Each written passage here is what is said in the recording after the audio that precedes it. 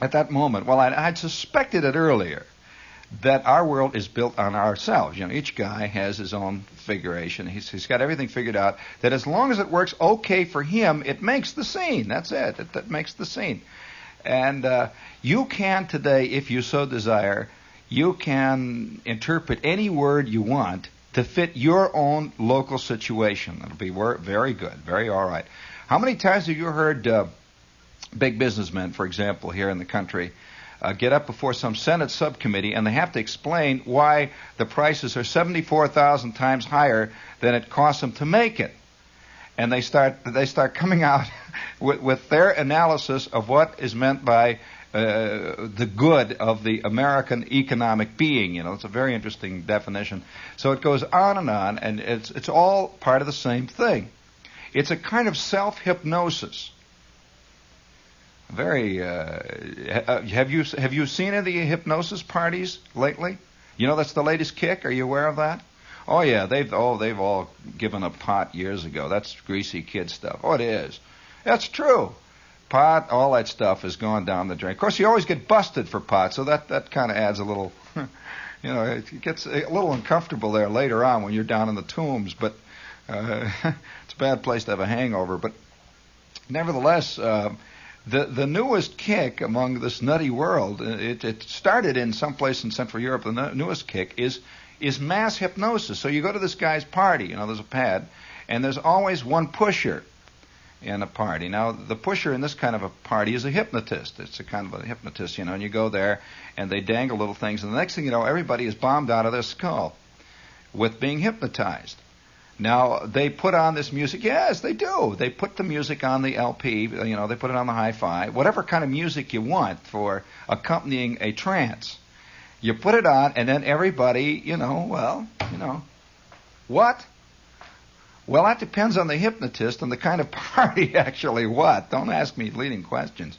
What happens in a hypnotist party? It gets very interesting. Well, now, this is taken off. And of course, most people... Oh, I know it's terrible. This is the total statement of the anti-intellectual in our world today. Of course, it's all being done by intellectuals, which adds a kind of a fillip to the thing. But this has taken over, Eddie. Wait just a minute. This has taken over in areas that really present a beautiful example of the philosophical paradox that is confronting us today. In other words, which side of your being is the most operative side? Which is the most important side? Your brain, like the conscious thinking that you do, or the subconscious activities that you pursue? Or do you think that they're the same? Forget it, Dad. In fact, for years, man has believed that he's a butterfly. Beautiful creature flying higher and higher, and if only society wasn't so rotten, everything would be peaceful. And that's the Salinger view. That's the Holden Caulfield syndrome. Well, now that totally ignores the fact that Holden has pimples too. They never possibly conceived that. Well, now the question rises here, though philosophically here. Let's be philosophical here on a Tuesday night. Which is the most operative side? Now, I remember a friend of mine having a father. Now, we all have friends who have fathers. And oddly enough, I would like to point this out for what it's worth, that in almost every case I have seen, we usually consider, or in many cases define fatherdom by somebody else's father rather than our own. We usually have a friend who has a fantastically more official father than our old man. You know, who has trouble with blowing up beach balls and all that kind of stuff, and is not really, doesn't really make the scene all the way. Well, I had this friend, and his father was a true glowerer. He was the kind that had purple jowls, you know, that kind of, and he was a screamer of the worst, most unbelievable order. He had little beady eyes, and he seemed to me to be the epitome, and he always will always be the epitome of father, capital letters, and a real tough boy. And he was the kind of man who, when he got behind a car, he would take us to school, you know, that kind of thing once in a while. He would drive like he was out of his skull. He'd get in his car, and he'd shift gears, and away we'd go. And I'm sitting there hanging on the old, the back end, and the kid is sitting next to me. And it was the kind of father around whom everybody was afraid to open his trap. Just never said a word. You didn't say anything around him. He did any talking there was, he did it. It was not talking. Any shouting there was, he did it. That kind of, Paul, go to the store! That kind of stuff. Get up here and help your mother with the dishes! There'd be a dead silence. You'd hear the sound of feet running, and water pouring. And I remember many a time we'd be out playing a ball game. We'd be right in the middle of the third inning, a crucial game, and you'd hear the screen door slam. You'd hear, Paul! That's it. End of game. Schwartz would drop everything, and you'd see him cutting out of center field like a shot. And he would go through the weeds around the back of the house, and that'd be the end of him for about 4 or 5 weeks. Well, that was the kind of scene he was. Yet now this is the thing that I'm getting at. We have all known this kind of fanatical, insane father, absolutely a fanatic. In fact, to be perfectly honest, this kid joined the army 2 years before he had to go to get out, literally, and when there was a war on, as a matter of fact, and that has all kinds of oh yes, he did. So it was that kind of life. Yet his old man was the only man that I had ever known in our whole, the circle of acquaintances, people in the whole neighborhood, who was truly a fanatical religious type. Oh yes. Oh, he was always raising funds and all that kind of stuff, and he had signs on the back of his car, with slogans, religious slogans. He had a whole business going there. I'm sure that at 2 o'clock in the morning, he was the guy that would jump out of the car with a whitewash brush, and a big jug of paint, and write a big thing on a rock or something, that kind of thing. Some giant religious slogan with an enormous exclamation point at the end. And that means you! Oh, sinner! He's yelling at everybody. Everybody else is a sinner. He defines the sinners as everybody else, especially kids. Well, yeah, that's the way he defined it. Well, I was fascinated by that. And being a kid, I began to associate official religion with that kind of guy, that's the way it was when you were deeply involved, and that's just the way it was always going to be. But now today we have come into an interesting world where I wonder whether or not a person who has to get bombed, like Aldous Huxley, a lot of people, a person who has to get himself involved in, say, pot. For those of you who are uninitiated, that means marijuana. For those of you who have to get involved in some kind of drugs, to assure yourself you're having a good time or to have a good time. Now, the question arises whether or not a person who has to do this is capable of it. And he has to use some kind of artificial creation of the semblance of happiness or joy. Now, that's an interesting question. Is a person who is hung on movies or on the drama, let's say a person who goes to the theater every night or who reads incessantly books, novels, is a person like that capable of actually existing in their own realm? Or must they always exist in the fictional realm of Geraldine Page and Rip Torn? You see, that's another kind of pot, you understand. Are they capable of having a life of their own that is exciting, so much so that they can't take time off from it to go and see Paul Newman making the scene with Audrey Hepburn or somebody? That's a good question, You know that most of the artists I know, if it's of any consequence to you, most of the artists I know who are really deeply involved in their life, I mean, these guys don't have enough hours in the day. They can never see the sense of going to a movie. They never go to plays. Now, is it because they're slobs, anti-intellectuals, don't dig Albee? No, not at all. It's because they find themselves profoundly bored sitting in a movie or sitting in a play, being forced in a way to suspend their own life, which they find very exciting, and it's as I say, it usually doesn't have enough time in the day, to suspend their own life to watch other people's imitation fake lives, phony lives. These are totally fictitious lives being lived here, and usually fictitious things are being said, and the So this is another kind of pot. Other people do not believe that their life is real. The only time they see reality is when they're going through the sacred gates of the Morosco, and they are entering Tennessee Williams's world. Isn't it funny how they call it Tennessee Williams's world?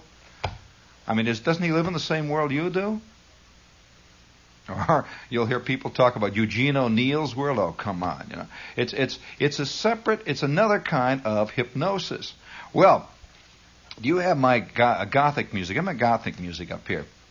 Now, the question arises before I'll give you the cue, Eddie.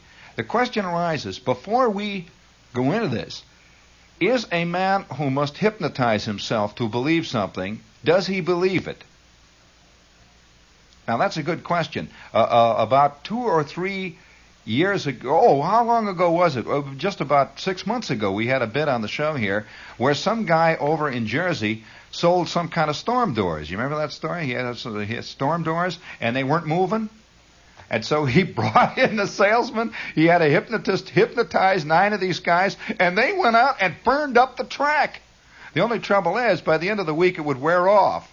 So they had to bring him in and give him another shot of hypnotism. Of course, nobody said what happened to their private life. You know, he's sitting there. Can't you just see him sitting there at dinner? He's bombed out of his skull. You know, his eyeballs are spinning, and all he can dream of is storm doors. And they're feeding him with a spoon, you know, and he's sitting there, and then every once in a while they open the door and they send him out, and he goes boom out into the neighborhood again, madly selling storm doors. It is because this, you know, hypnotism does a lot of things to you. The question is now that I have to ask: do these people believe in them, or are they hypnotized into believing in them? They only believe in them while they're under the hypnosis. And one more thing has to be said. You know, there's a wonderful myth around. And the myth is that if you're under hypnosis, you wouldn't do anything that you wouldn't do when you're not hypnotized. Forget it, Dad. That is a myth of the first order. And any good hypnotist who is not doing a vaudeville act will tell you quite the opposite. Now, I know I'm going to get a lot of angry letters from Long John listeners to say, I'm sorry, you're wrong. Well, so the question arises, you know, it's a very interesting philosophical question. Now, the reason I brought this up, how often do when you read the back pages of newspapers, you often come across, boy, the most wild stuff. It should be on the front pages, you know. It's far more important than somebody arguing about a 3-cent raise down at the electric light bulb plant, you know, that kind of stuff. And yet that's front page news all the time. In the back pages is where the stuff really roars, and particularly in out-of-town newspapers. The Washington Post, for example, has just an ordinary paper, you know. But somebody sent me a piece from the Washington Post, and it's from, of all places, the religious page, which usually is a pretty calm page, except for the thunder that roars every Sunday. You know, which it's usually just a description of what the Reverend R.W. McGillicuddy said yesterday about damnation, and modern man is going downhill. Either that, or you will find the opposite guy once in a while. The Reverend L.W. McIntosh maintains that today's youth are far more moral than any youth before. And then he'll quote Holden Caulfield or something like that. Oh, yeah, there's that new hip type, you see. These guys usually have much larger congregations than the others. And the crowd comes in trailing pot smoke and applauding, and they're ready to go. I remember one time, remember the piece in this is the new fun religion. It's very little, it has very little to do with hell and damnation or any of the rest of it. Remember here a couple of months ago, one of the magazines had this, about this minister that has the Thunderbird, the white Thunderbird, and the wild swinging looking chick for a wife. The whole scene, you know. He spends all of his afternoons down at the beach surfboarding with the crowd. I presume inculcating them with morality. I'm curious about that, you know. I could think about, it would be intriguing, just as another philosophical question. I wonder if any one of the people during the great period of the creation of the religions that most of us live under, any of the people who were really at the time when this concept was a really new concept, sweeping the whole world out from under. It swept the world. The concept of Christianity and Judaism swept the Western world just like a fantastic wave. It was like communism suddenly sweeping the world. No, truly the same kind of thing, where millions of people are becoming part of it, and it just really swept the world. Of course, there were arguments and there were fights, and some were against it, some were for it. But the intriguing thing would be if you could bring somebody back, say who was a monk, we'll say, a real ascetic. Who was in a monastery somewhere, say in England, during the let's say the year about 700 or 800, when they were really working at it, to bring him back and have him sit in on Billy Graham. No, really, it would be a fantastic thing. What a premise for a short story. To have him, just go to different places. To have him go on Easter Sunday up Fifth Avenue, and drop in over here at the big churches on Fifth Avenue, and then tell him. He wouldn't know what it is. Of course, he would have no concept of what this is all about. He wouldn't even know it had anything to do with his work. You see, and then to tell him after it was all over, after he'd seen all this stuff, don't even tell him beforehand what he's looking at, and then tell him. Be a fantastic thing. Just a little thing to think of. Listen to this story now. You got this now? Now the question, all right, here, bring it in. At All Souls Memorial Episcopal Church, a cathedral in Connecticut Avenue's northwest, the Reverend Joseph Witkowski of Pittsburgh put 60 people into a hypnotic trance that left them conscious but inanimate. The demonstration by the Reverend, the author of the pastoral use of hypnotic technique, was in a small, darkened auditorium. The audience, composed of all age groups, was briefed on conditioned reflex therapy, creation of new habits through hypnotic suggestion.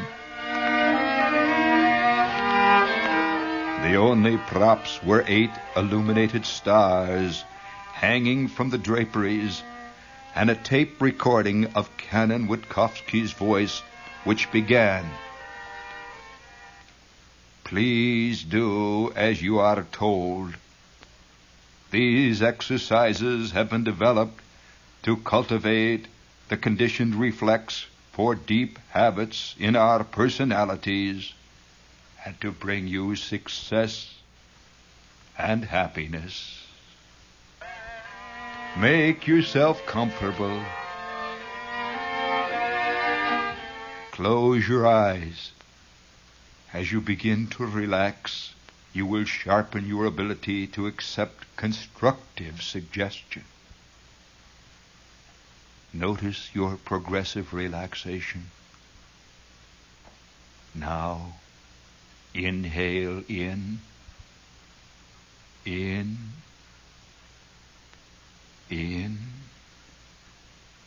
breathe deeper,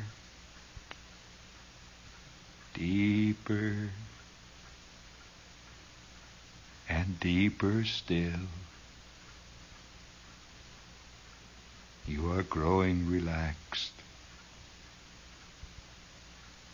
Eventually, you will associate relaxation with exhalation. Exhale. Breathe in. Exhale. Breathe in. Soft, barely discernible music began to accompany the pleasant-sounding, easy-paced voice, which continued. Now, open your eyes and continue to listen. Concentrate your visual attention upon the star. It is a wonderful symbol, directly identified with our Lord. Give your undivided attention. Breathe in. Breathe out. Breathe in. Breathe out. To the star.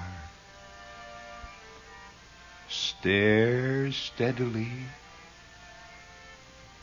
Look at it. Do not take your eyes away. Inhale deeply. Exhale. There. Command yourself to relax thoroughly. Henceforth, tell yourself to relax upon exhaling. Every time you exhale, relax. Observe your calm feeling and experience your inner peace. Exhale. Inhale. Now your legs feel limp, numb, very numb and relaxed. Your legs are heavy, very heavy, like lead, and numb. Your body is becoming numb and quite limp. Your arms are floating, just floating above your head like water. You are feeling satisfied. You appear to be flying or sleeping on a cloud. Exhale. Inhale. Exhale.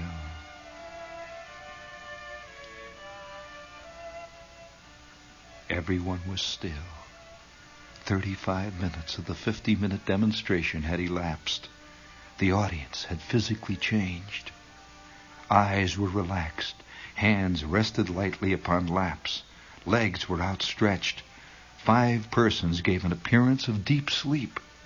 The others were completely relaxed, entranced.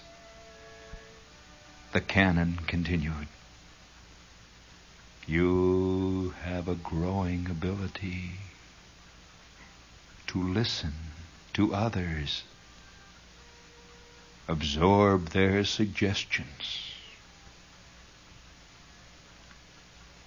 As the Lord does not wish you to hate the world which He made. Exhale.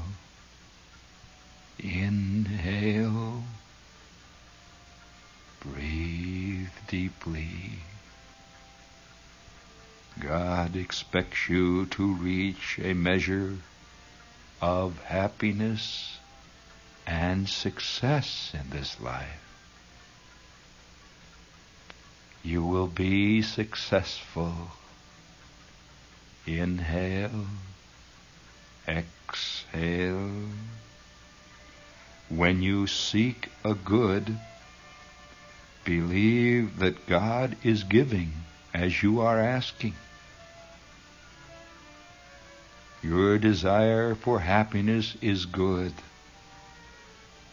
Let yourself drift into your happy state of relaxation. Exhale. Let these ideas go deeply into your subconscious. Exhale. Inhale. Yes, you will be successful and happy. Inhale. Exhale. Inhale. Exhale. The cannon's voice had progressively slowed down. The canon assured the people their experience with exercise a growing control over the behavior and give them increased confidence. And then, proceeding to awaken the audience, the canon concluded, I will now count from 1 to 5. 1. When your eyes open, you will feel wonderful and refreshed. 2. You are beginning to awake. 3.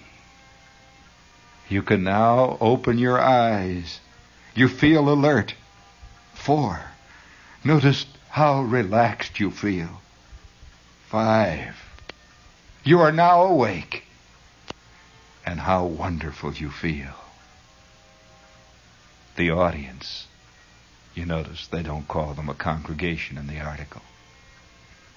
The audience gradually blinked its eyes. They stretched and yawned and headed for the refreshment table.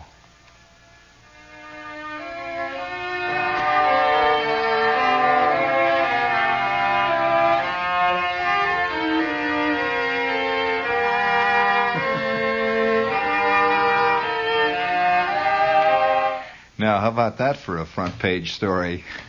It was way back on page 74 of the Washington Post. I suspect, believe me, about 1,000 years from now, when they are examining the strange twistings and turnings of 20th century man and his ever increasing search for total subconscious unconsciousness, somehow, if we can all be bombed out of our skull, we'll be totally happy, apparently. Ever reaching, ever striving. Keep your knees loose, Dad. And by the way, while you're doing that, just focus your eyes on the chandelier above you and watch it as it swings back and forth, back and forth. Oh, you'll be happy. Oh.